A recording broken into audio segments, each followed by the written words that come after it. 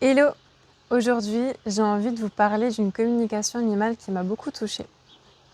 Alors, c'était une communication avec un chat et au moment du libre arbitre, donc je laisse toujours en début de communication un moment à l'animal pour me partager tout ce qu'il a envie de me partager.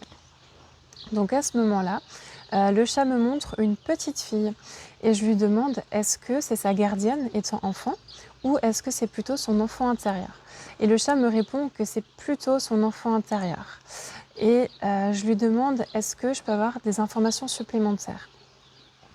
Et le chat me partage que son humaine, que sa gardienne, a manqué d'amour pendant son enfance. OK. Et là, je reste attentive et je ressens qu'il n'y a pas besoin d'aller plus loin, que le message a été transmis, que c'est OK à ce moment-là.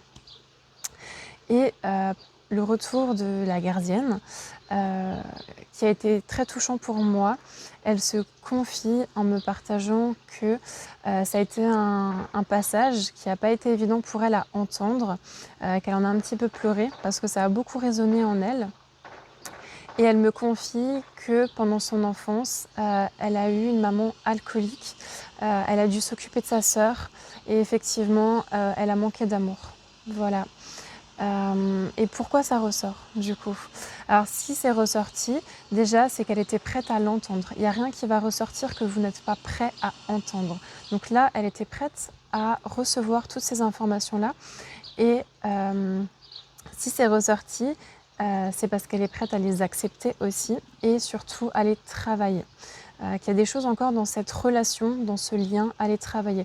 Là, on ne parle pas forcément de pardon, mais c'est qu'il y a quelque chose encore qui la perturbe, elle, au jour d'aujourd'hui, par rapport à ses émotions. Voilà, donc là, c'est vraiment un beau cadeau que son animal lui a fait, que ce chat lui a partagé, ce beau conseil de vie avec amour et avec beaucoup de douceur. Voilà, bah, je vous souhaite une très belle et douce fin de journée.